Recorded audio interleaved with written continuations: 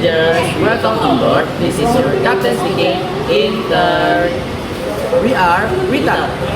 Aku Wira. Dan aku Atat. Dan kalian penasaran gak sih sama konten yang kita buat selama menjadi intern di Pichen 2026? Mari kita lihat. Ayo. Kamu tahu nonogram itu apa nggak sih? Nonogram adalah sejenis puzzle yang berbasis cell grid yang menggunakan petunjuk angka di pinggirannya. Jika dikerjakan akan menghasilkan gambar rahasia. Agar lebih mudah dipahami, ayo kita kerjakan satu. Dalam nonogram, kita perlu mengisi sel berdasarkan angka yang berada di pinggir. Untuk memenangkan sebuah nonogram, dapat mengisi angka yang paling besar terlebih dahulu. Sebagai contoh, di sini ada angka 5 yang terletak di atas, sedangkan luas grid adalah 5 kali 5. Jadi, dapat dipastikan bahwa semua kotak di bawah angka 5 dapat diisi. Lalu, bagaimana cara mengerjakan angka yang ada di kiri, yang berbentuk baris? Kenapa mereka dipisah? Oke, jika ada 2 atau lebih angka yang terpisah, maka selnya masing-masing dipisah. Hampir semua sel yang berada di kiri sudah memasuki dari petunjuk 1. Jadi kita dapat menyilang semua kecuali yang hanya menunjukkan angka 2. Berarti sel di samping angka 2 memanjang satu sel lagi ke kanan. Berarti baris itu sudah full. Kita dapat melakukan perjalanan seperti ini. Jika sudah, kita dapat berfokus kepada baris yang lain. Kita dapat mengisi 3 sel di baris 1, 3. Kita juga dapat mengisi 2 sel terpisah pada garis 111. Ketika telah menyilang semuanya, bisa dilihat hanya tersisa 1 sel yang tidak disilang, yang kebetulan berada di pertemuan 2 garis yang belum mencapai targetnya, yaitu 1, 1. Dapat kita isi dan voila, sudah jadi. Oke, mari kita kerjakan nonogram yang lain. Dapat dilihat, nonogram ini mempunyai grid 10 kali 10. Kita isi baris atau kolom dengan nilai angka tertinggi, yaitu 10 yang terdapat di kiri dan di kanan. Lalu, kita dapat menyilang sel-sel di pinggir yang bernilai 1. Untuk kedua baris 1-1, kita dapat menyilang semua sel yang kosong. Kita dapat melihat baris 4-4 dan mengisi sel-sel di kiri kanan hingga memenuhi petunjuk. Kita dapat melanjutkan kolom 31 seperti ini. Dari sini, kita sudah dapat menyilang banyak sel. Kita silang baris 111 secara penuh dan kita silang sel di bawah kolom 31 yang telah terisi. Kita dapat menghubungkan 2 sel yang terpisah agar memenuhi 141. Sel-sel yang kita isi tadi memenuhi petunjuk kolom di atas, yaitu 111.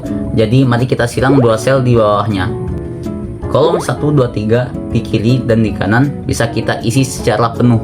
Dan jangan lupa untuk menyilang baris-baris yang telah memenuhi petunjuk ini. Kita sudah dapat mengisi 6 sel di baris 161. Lalu kita silang sel-sel yang telah dipenuhi dan sekarang kita dapat mengisi 2 sel di tengah. Voila, sudah kita kerjakan. Sebenarnya ada banyak cara untuk menyelesaikan satu nonogram, termasuk nonogram berikut ini. Saya akan menggunakan cara paling cepat untuk dikerjakan.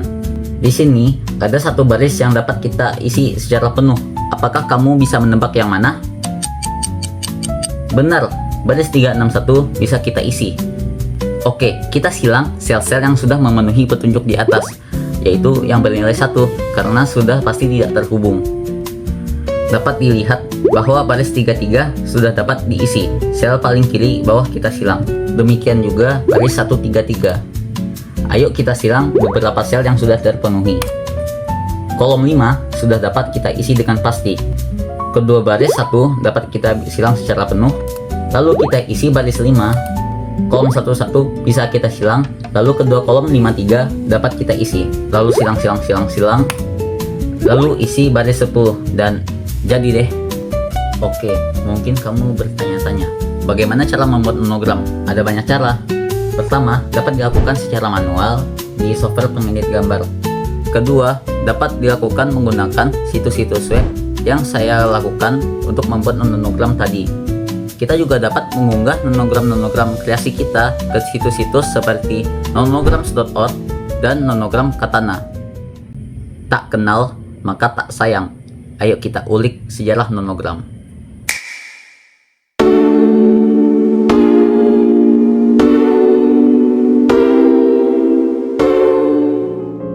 Pada tahun 1987, seorang editor grafik Jepang yang bernama Non Ishida memenangkan sebuah kompetisi yang bertujuan dengan membuat sebuah gambar dari jendela-jendela apartemen.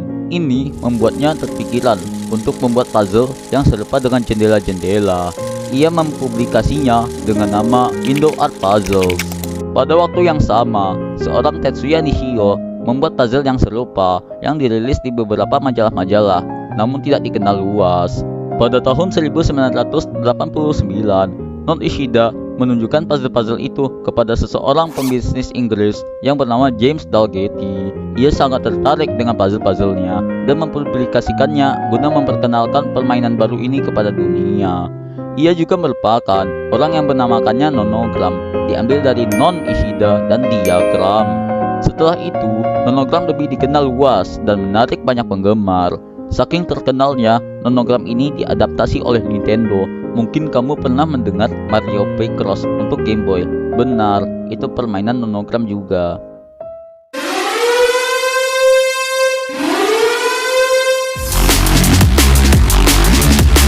Bro, kamu juga lagi ngerjain puzzle ya? Ini lebih ke kalender sih. Oh, 11 Maret. oh ya memang ini hari tanggal pas syuting nih. Kamu bisa ngerjain nonogram nggak? Ini emang gimana caranya? Oke, cara ngerjainnya, kamu ngisi sel berdasarkan angka yang di pinggirannya. Jadi sebagai contoh, ini ada angka 6 nih. Berarti dalam satu baris ini ada 6 sel yang berurutan yang terisi. Apakah kamu paham? Ya paham.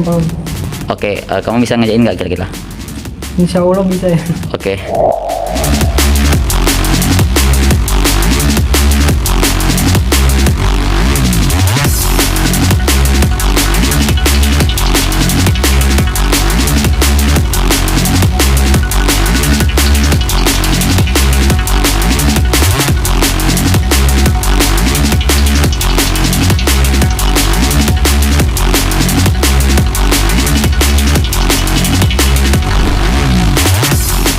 Hah, ini apaan? Selamat, kamu benar. Yeay, ini apaan? Itu sebenarnya anak ayam. Wow, Oke, terima kasih telah meluangkan waktunya. Nama kamu siapa? nama saya Akif Ali Hakim Dari kelas berapa, Akif? dari kelas 107. Oke, Akif, kamu sebelum ini pernah menyelesaikan suatu puzzle nggak? Tadi yang Rubik itu jadi kalender. Oh iya ya, mana juga ya? Aku emang suka main Rubik Oh, dan nyelesain puzzle lain. oh. Sebelumnya pernah main nonogram nggak? Ini baru pertama kali sih. Oh, baru pertama kali. Iya, tapi tapi dulu udah lihat di iklan-iklan gitu. Oh, keklik nggak iklannya? Enggak keklik. Oke. Enggak saya mainin. Relatable ya. Kira-kira teman-teman kamu suka main puzzle nggak? Iya sih, ada banyak yang suka main catur. Itu masuk puzzle guys. Iya, catur juga termasuk olahraga tau. Wow. Wow. Oke, setelah ini kamu tertarik nggak untuk mencari tahu puzzle nonogram lebih dalam? Iya sih, kayaknya aku nanti bakal kecanduan nonogram. Oh ya. Berarti kalau kecanduan nonogram itu kira-kira ada manfaatnya nggak? Mungkin ada dampak negatifnya, buang-buang waktu. Tapi ada manfaatnya juga sih, kayak ngelatih berpikir logis, berpikir terstruktur, Ya. dan juga problem solving in general gitu. Oke. Terima kasih Akif telah meluangkan waktunya. Oke. Sama-sama. Hey bro, Halo. kamu bisa ngerjain ini nggak bro? Bisa kayaknya. Oke, coba. Oke.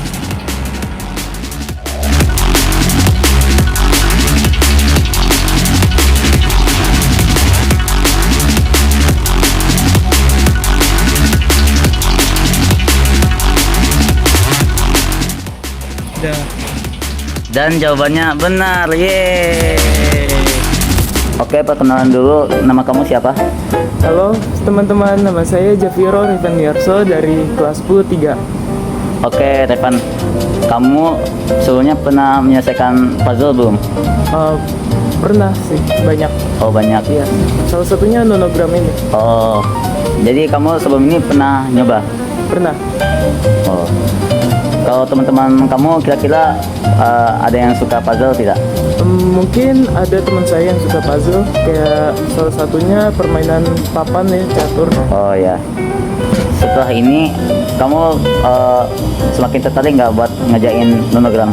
Wah, seru banget ini nonogram. Jadi mungkin aku bisa coba banyak kerjain nonogram yang lain dan puzzle-puzzle nonogram di tingkat yang lebih kompleks. Oh, oke. Oke, Levan, menurut kamu nonogram ini ada manfaatnya nggak? Wah, untuk manfaatnya kayaknya banyak banget ya. Mungkin salah satunya yang bisa saya sebutkan itu mengembangkan pola pikir kita untuk berpikir secara sistematis. Oh ya, oke. Oke, terima kasih telah meluangkan waktunya, Levan. Oke, makasih ya, Ya, Kak. ya, sama-sama. Jadi, itulah hal-hal yang perlu kamu ketahui tentang nonogram. Sebenarnya ada nonogram yang berwarna. Untuk kesempatan kali ini, saya hanya akan membicarakan mengenai nonogram monokrom. Oke, terima kasih passengers telah menonton sampai habis. Sampai jumpa di kesempatan lain. Bye.